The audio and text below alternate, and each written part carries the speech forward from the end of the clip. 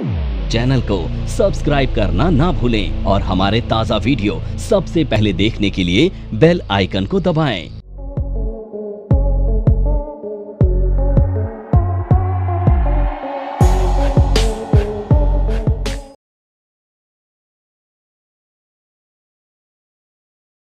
अब देखो ये जो गामा है ना, इसका थोड़ा लीस्ट काम है ऑप्शन ग्रीक में। लीस्ट क्यों है पता है?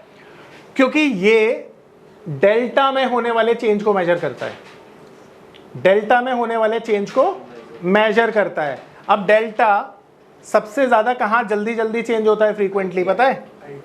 नहीं। अगर हमारा स्पॉट ये है और मार्केट 1 पॉइंट ऊपर चली गई तो डेल्टा चेंज हो गया ना, इन द मनी हो गया, एट द मनी से। तो जहां पर सबसे ज्यादा डेल्टा चेंज हो रहा है उसको मेजर कौन कर रहा है? गामा हाईएस्ट कहां पे होता है? कहां पे होता है? एट द मनी पर। बस यही इसका यूज है, इससे ज्यादा नहीं। तो हमें बहुत ज्यादा इससे कोई हेल्प नहीं मिलने वाली है। ठीक है सर, ये बेसिकली ना गामा सबसे ज्यादा एक्टिव कब होता है? एक्सपायरी वाले दिन। आप देखते हो बड़ी मूवमेंट आती है, जल्दी से इन द मनी हुआ, एट द मनी हुआ, फिर इन द मनी हुआ, एट द मनी हुआ, वहां पे एक्टिव होता है। नहीं, गामा को देखना ही नहीं है आपने, ये तो सिर्फ कंसेप्ट समझने के लिए। आपको देखना तो हमेशा डेल्टा है, क्योंकि वहीं से प्रीमियम की वैल्यू नजर आई। अब इसके बाद अगला जो हमारा ऑप्शन ग्रीक है उसका नाम है वेगा। और वेगा क्या मेजर करता है? वोलेटिलिटी को मेजर करता है। अब वोलेटिलिटी क्या होती है समझ लो। मार्केट में जो ऐसे उतार चढ़ाव आते हैं उसको मेजर करने का काम है वेगा का।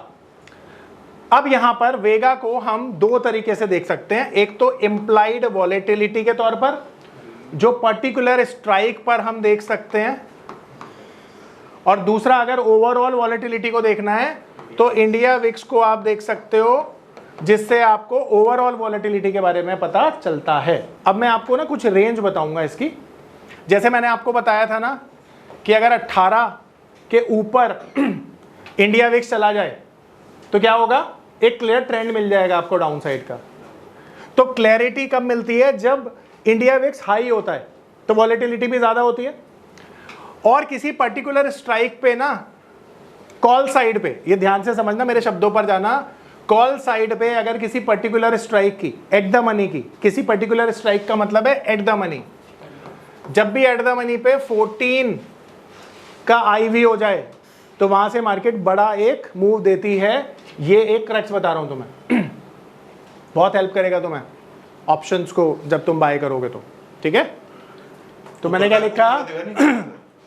ऊपर जाएगी। देख, ये थोड़ा सा वो होता है बोलना, ऊपर जाएगा नीचे जाएगा, इसको थोड़ा प्रैक्टिस करना, ज़्यादा अच्छे समझ में आएगा। ठीक है, वैसे नॉर्मली बुलिश हो जाता है मार्केट। तो एट द मनी पर क्या होता है? ठीक है, बुलिश हो गया। हाँ, तो आईवी कितनी है? 14 एट द मनी पर क्लियर ट्रेंड मिल जाता है वहां से, और वॉलेटिलिटी भी बढ़ जाती है। 14 या अबव 14? 14 के ऊपर कितनी भी हो सर, वो तो बहुत ज़्यादा हो जाएगी। 14 टच करते ही आप देखना वॉलेटिलिटी बढ़ जाती है और मोमेंटम शुरू हो जाता है। ये छोटी छोटी चीज़ें आपको ना इतना आगे ले जाएंगी कि अगर थोड़ी सी प्रैक्टिस कर ली मज़ा आ जाएगा आपको।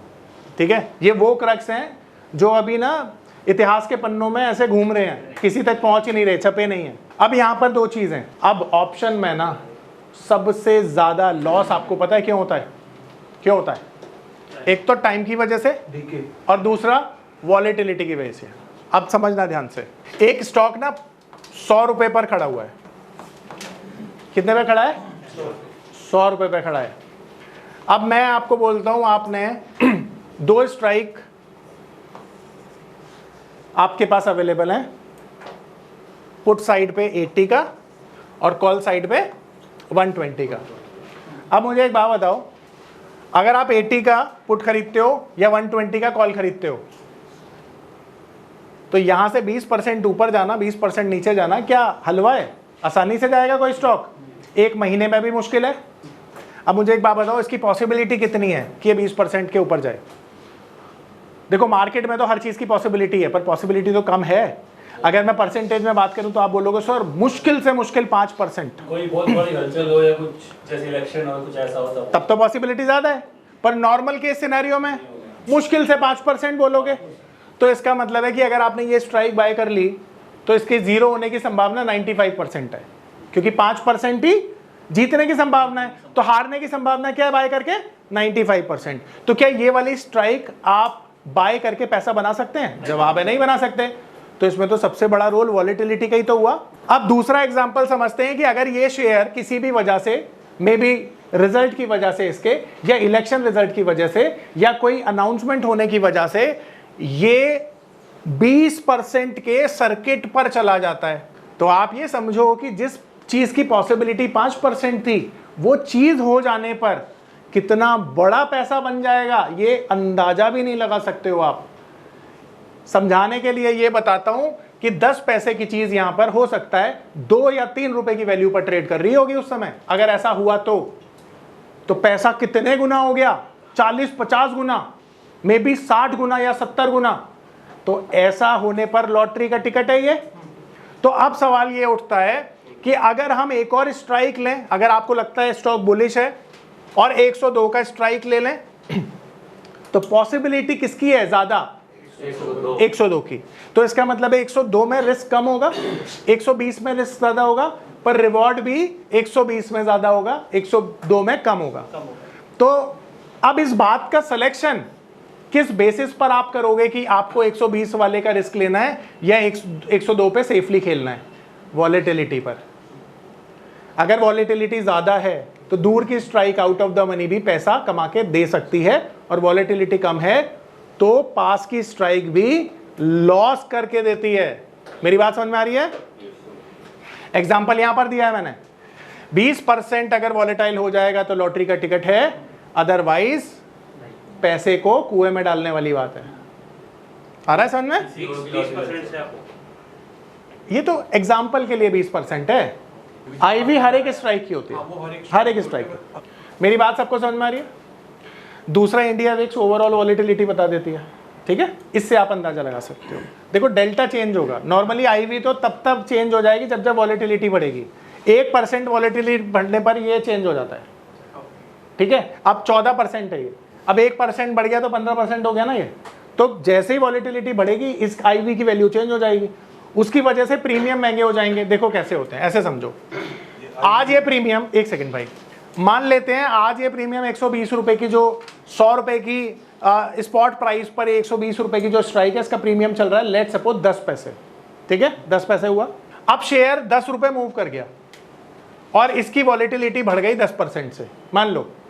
तो आपको क्या लगता है कि अब इस बात की होप, संभावनाएं बढ़ गई कि अगले दिन भी अगर ये 10% चल गया तो ये वाला स्ट्राइक जो है एट द मनी हो जाएगा, और एट द मनी के बाद 5-10% और चल गया तो एक बड़ा मल्टी बैगर प्रॉफिट मिलेगा आपको। इस बात की संभावना किससे बढ़ रही है? उस शेयर की वॉलेटिलिटी बढ़ने से। तो वॉलेटिलिटी जब बढ़ती है प्रीमियम की वैल्यू हाई हो जाती है। वॉलेटिलिटी का मतलब तो ये हुआ ना चेंज, वो नीचे भी तो हो सकता है। बिल्कुल हो सकता है सर। वॉलेटिलिटी का मतलब ये श्योर नहीं है कि ऊपर जाएगा या नीचे जाएगा, पर वॉलेटिलिटी बढ़ने से जो प्रीमियम चेंज हो रहे हैं वो ड्रास्टिकली हो जाते हैं, ठीक है? और आपकी स्ट्राइक का सिलेक्शन भी इस बात पर निर्भर करता है कि मार्केट में वॉलेटिलिटी का लेवल कितना है। इसीलिए इसके बिना ऑप्शन मार्केट में पैसा कमाया ही नहीं जा सकता। अब एक अच्छी चीज सिखा रहा हूं, ध्यान से समझना। अगर आप ऑप्शन बाइंग करते हैं, अगर आप ऑप्शन सेलिंग करते हैं, तो आपको 2 चीजों का ध्यान रखना है, तभी पैसा बनेगा। ऑप्शन बायर के लिए जब भी मार्केट में हाई वॉलेटिलिटी हो तब मार्केट में पैसा बनता है, और ऑप्शन सेलिंग के लिए जब भी लो वॉलेटिलिटी हो तब पैसा बनता है। ये क्रक्स है। लो वॉलेटिलिटी में थीटा डिके होगा और हाई वॉलेटिलिटी में टारगेट आएंगे, ठीक है? सबसे बड़ा क्रक्स है। तो आप लोगों को ये भी समझा दिया मैंने ऑप्शन सेलिंग कब करनी चाहिए। www.onlinenifm.com NIFM के ऑनलाइन एजुकेशन प्लेटफॉर्म पर बहुत से ऐसे कोर्स थे जिनसे मैं अपने स्टॉक मार्केट में इन्वेस्टमेंट और ट्रेडिंग के सपनों को पूरा कर सकता था, जैसे कि stock market trading beginners course, NIFM certified smart investor course, advance level smart investor course, technical analysis course, fundamental analysis course, options trading strategies, research analyst certificate course, diploma in financial market course, और ना जाने ऐसे बहुत से course उपलब्ध हैं। फिर मैंने www.onlinenifm.com की साइट पर जाकर NIFM का NIFM certified smart investor course को ऑनलाइन परचेज किया, जिसको सीखने के बाद मैंने जाना कि शेयर मार्केट से पैसा कमाना कितना आसान है। बस आपको एक सही प्लेटफॉर्म की जरूरत है, जो है www.onlinenifm.com। NIFM के ऑनलाइन प्लेटफॉर्म की वजह से मैंने लॉकडाउन के दौरान शेयर मार्केट से अच्छी इनकम भी जनरेट की। थैंक्स NIFM, जिसकी वजह से आज मैं एक होटल मैनेजर से प्रोफेशनल ट्रेडर बन पाया। कॉल 8588868475 और विजिट www.onlinenifm.com।